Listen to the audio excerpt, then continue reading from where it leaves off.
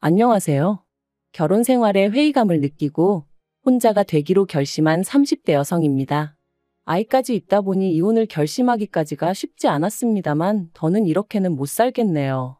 남편은 저더러 측은지심도 없냐면서 저를 마치 피도 눈물도 없는 사람이라 말하지만 측은지심이고 뭐고 내 자식이 우선 아니겠어요? 저는 오히려 남편한테 되묻고 싶어요. 애랑 시조카 중 누가 우선인지 분간도 못하느냐고요. 남편하고는 사회생활을 하다 알게 된 사이로 처음엔 그저 친한 오빠 동생처럼 지냈습니다. 비록 서로 분야는 달랐지만 회사 생활 하다 보면 받는 스트레스는 거기서 거기다 보니 서로 신세한탄도 하고 의지도 하며 지냈죠. 사는 곳도 멀지 않아서 이따금씩 만나 맥주 한잔 하는 정도의 편한 사이로 말해요. 그런데 그렇게 지낸 지 몇 년이 흘러 제 나이 30, 남편 나이 32이 되었을 때 남편이 뜬금없이 결혼 전제로 한번 만나보자더라고요. 처음엔 생각지도 못한 남편의 말에 당황스럽기도 하고 한편으론 날 뭘로 보고 저런 소리를 하나 싶어서 기분이 좋지만은 않았어요. 그래서 장난치지 말라니까 진심이라며 한번 생각해 보라나요? 그리고 저는 일주일 동안 고민한 끝에 그러자 했습니다.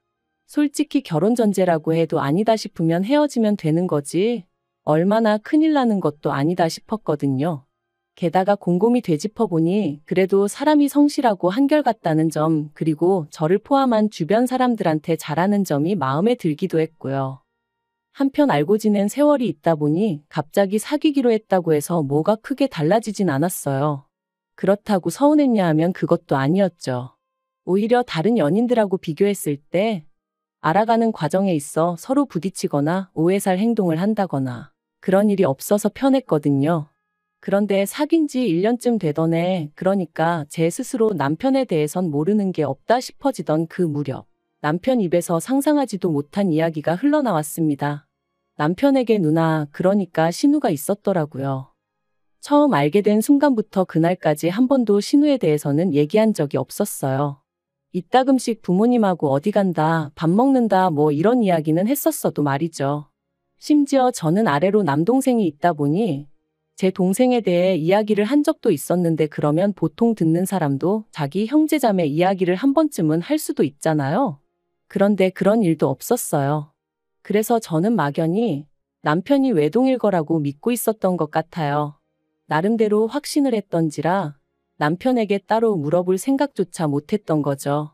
그런데 뜬금없이 남편에게 누나가 있다니까 제가 얼마나 황당했겠어요? 남편더러 왜 말을 안 했냐 했습니다. 사이가 아무리 안 좋아도 그렇지 어떻게 지나가는 말로도 한 번 안 할 수가 있냐. 그러자 남편이 말하길 죽었다는 거예요. 신우 나이 22살에 안 좋은 선택을 했다고요. 하지만 남편이 꺼낸 충격적인 이야기는 거기서 끝이 아니었습니다.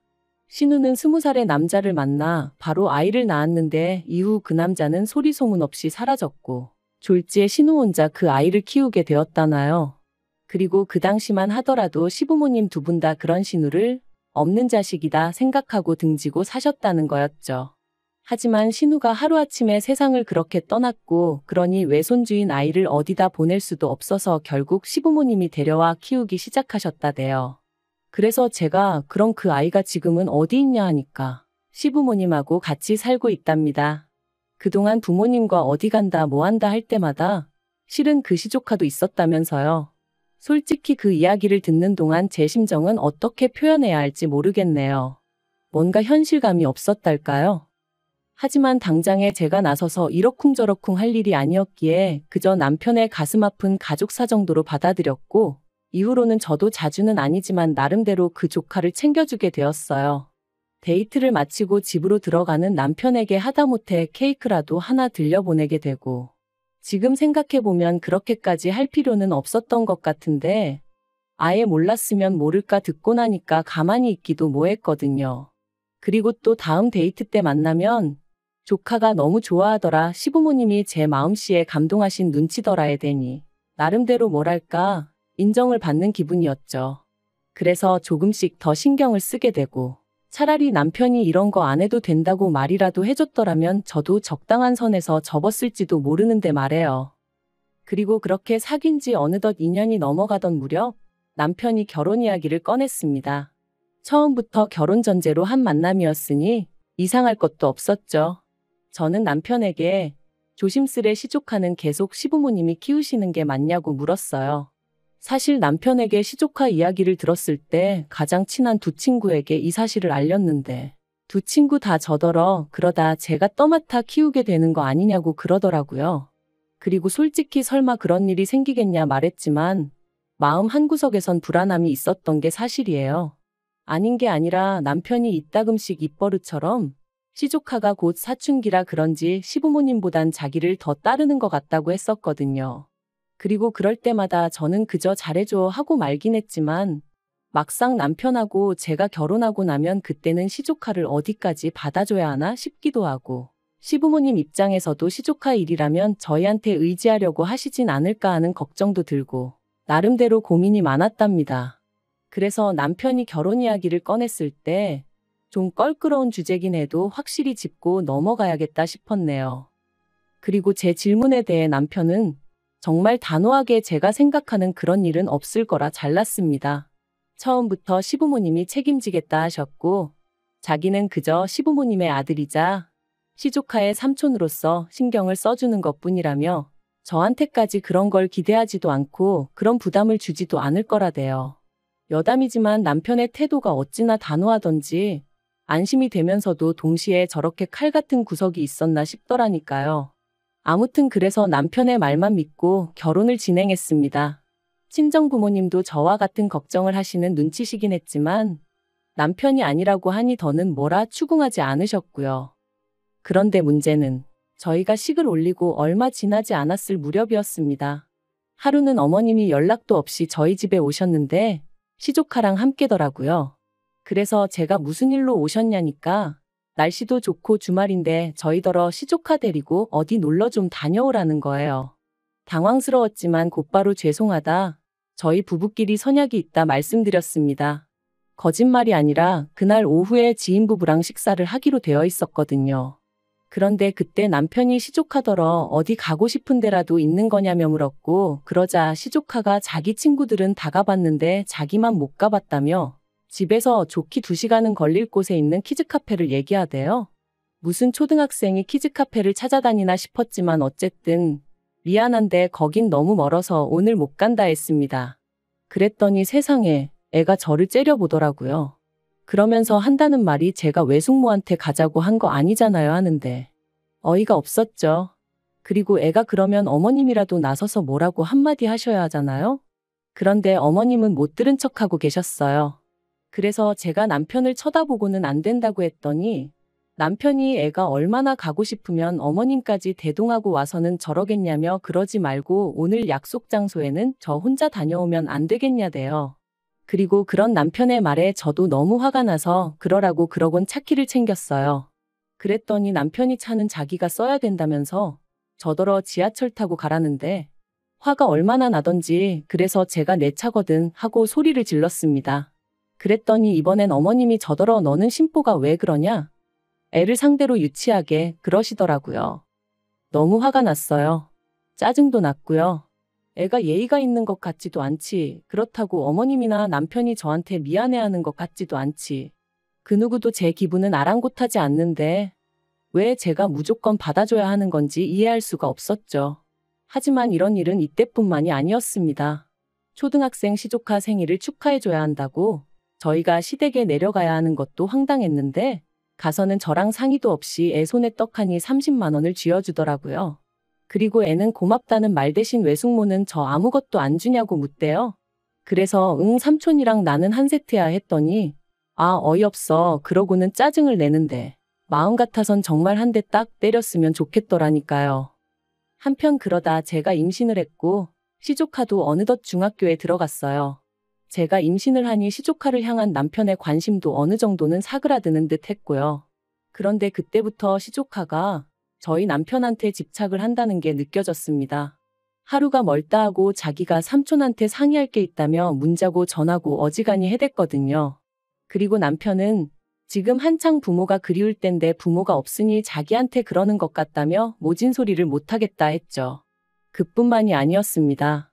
자기 와이프는 배가 불러오는 와중에도 한 푼이라도 더 벌어보겠다고 회사에 나가고 그래서 쉬는 날이라곤 주말밖에 없었는데 그런 와이프는 나 몰라라 하고는 시조카 밥이라도 한 끼 사주고 와야 마음이 편하겠다며 주말이면 시댁에 다녀오기 일쑤였어요. 오죽하면 보다 못한 저희 친정부모님이 저희 남편더러 지금 누굴 먼저 챙겨야 되는지 판단이 안 서느냐고 화를 내실 정도였다니까요. 하지만 욕을 먹어도 그때뿐이었지요. 시조카가 시부모님과는 이야기하기 싫다며 방문을 걸어 잠그면 시부모님은 또 안절부절 못하고 저희 남편을 불러대셨고 그러면 남편은 그걸 모른 척하지 못했으니까요. 그래도 시간은 흘러 저는 딸아이를 낳았고 이때부터는 정말 시조카가 악마로 보일 정도였습니다. 시부모님을 어떻게 구워 삶은 건지 이 핑계 저 핑계를 대가며 어떻게든 저희 부부를 한 달에 2번은 시댁에 내려오게끔 만들었고 시부모님과 남편의 관심이 저희 애에게 향하기라도 하면 어찌나 저희 애를 노려보던지 해코지라도 할까 싶어 저는 한순간도 저희 애한테서 눈을 뗄 수가 없었어요.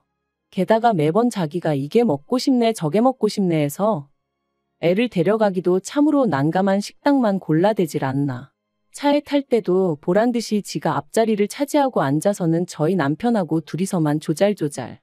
저는 뒷자리에서 빽빽 울어대는 애만 끌어안고 이게 뭐하는 짓인가 싶은 기분이었거든요.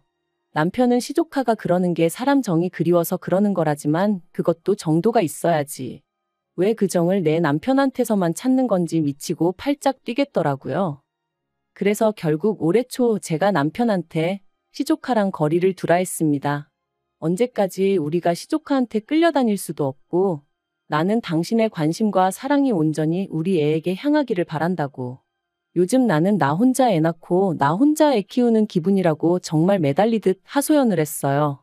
그런데 남편의 반응이 어떻게 한순간에 나 몰라라 하냐입니다. 그러면서 이렇게 해주는 것도 얼마 안 남았다고 더 머리 커지고 친구들 생기고 하면 이렇게 손 깔 일 없다며 저더러 좀만 참으라대요. 하지만 남편이 하는 말이 제 귀에는 애 낳고 3살까지가 제일 힘든 시기라는데 그때까지 저 혼자 애 키우라는 소리로밖엔 안 들렸어요. 그래서 제가 남편더러 시조카 아빠 할 건지 우리 애 아빠 할 건지 선택하라 했습니다. 그랬더니 남편이 한숨을 쉬었다가 소리를 질렀다가 말 그대로 미친 사람처럼 포효를 하더군요. 그리고는 제 앞에서 마치 시위하듯 어머님한테 전화를 걸어서는 자기는 이제 죽을 때까지 시조카랑 못 보고 산다며 그런 줄 아시라고 아주 생난리를 치는데 기도 안 차더라고요. 그래서 제가 그런 남편더러 지금 뭐 하는 짓이냐니까 네가 시키는 대로 애 아빠로 산다는데 뭐가 또 불만이냐면서 어머님하고도 연을 끊어야 직성이 풀리겠냐더니 아주 당장이라도 저를 어떻게 할 듯이 눈을 부라리더라고요. 그리고 그런 남편의 눈빛을 보고 있자니 내가 이렇게까지 이 인간하고 살아야 되나 그런 생각이 딱 들었죠. 그래서 그렇게 괴로우면 그냥 가서 시족 하나 품고 살라 했어요. 죽은 이 누나가 어떤 사람이었는지 나는 모르겠지만 어지간히 애틋한가 보다고. 그런데 나도 내 새끼가 귀해서 치이고 사는 꼴은 못 보겠다고요. 그리고는 막말로 내가 애랑 시조카랑 우선순위도 분간 못하는 껍데기랑 살아서 뭐 하겠냐. 너는 가서 시족 하나 어르고 살아라. 화가 나니까 앞뒤 보고 할 것도 없이 그냥 속에 맺힌 말이 다 튀어나가대요. 그리고 결국 그날 싸움을 이유로 남편이 집을 나갔고 저는 남동생을 불러서 친정으로 향했습니다. 아이랑 제 집만 챙겨서 도망치듯 빠져나왔어요. 그런데 황당한 건 그러고 이틀 뒤 어이없게도 남편이 시부모님을 대동하고 저희 집에 찾아왔습니다. 하지만 저희 친정부모님이 어디 경우가 없어도 정도가 있지 어떻게 연락도 없이 사돈집에 불쑥 찾아오느냐고 인터폰 너머로 큰 소리를 치셨죠. 그리고 저는 흥분하신 친정부모님을 대신하여 남동생을 대동하고 남편과 시부모님을 만났습니다. 이야기가 길어질 것 같아 집 앞 카페로 자리를 옮겼고요. 시부모님이 저더러 앞으로 어쩔 생각이냐시길래 이혼하겠다 했습니다. 그랬더니 저더러 너도 애엄마면서 어떻게 그렇게 모지냐 하시대요. 그래서 저는 제 자식만 보이는 사람이라고 시조카까지 챙길 여유도 없고 그러고 싶은 마음도 없다 했습니다. 그리고는 분명히 결혼할 때 내가 신경 쓸 일도 없을 거고 그럴 만한 상황을 만들지도 않을 거다 해놓고 이제 와서 저더러 이러는 거 사기라고 했죠. 그랬더니 어머님이 사람 일이라는 게 다 마음먹은 대로 되는 게 아니라면서 저 하나만 마음 좀 넓게 쓰면 다 잘 지낼 수 있는데 제가 일을 만드는 거랍니다. 그리고는 이혼하고 싶으면 하라고 대신 당신 핏줄은 두고 가라길래 제가 웃었어요. 엄마인 제가 두 눈 치켜뜨고 있어도 시조카만 어르고 달래는 집구석인데 제가 미쳤다고 제 자식을 주겠냐고 제정신이시냐고 따지면서 말이죠. 그랬더니 남편이 저더러 말 조심하라길래 너나 조심하라고 했습니다. 너나 니네 부모가 이렇게 찾아온 거부터가 이미 선을 넘은 거라고 그러니까 나한테 이래라 저래라 하지 말라고 했죠. 그리고 아니나 다를까 결국 제가 양육권 가져왔습니다.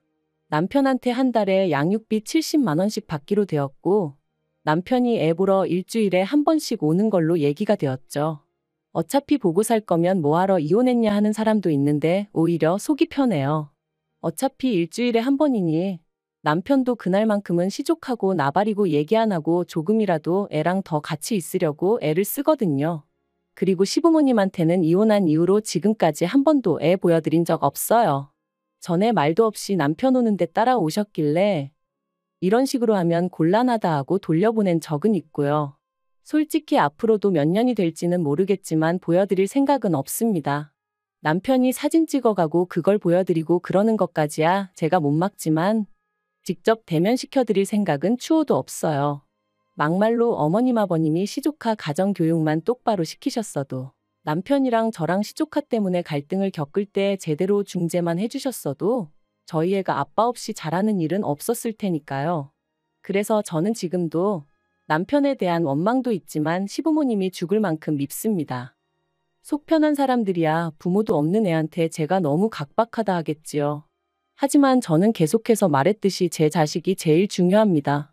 남편이 저희 가정을 제대로 챙기고 남는 시간에 시조카를 챙겼다면 저도 얼마든지 남편을 믿고 따랐을 거예요.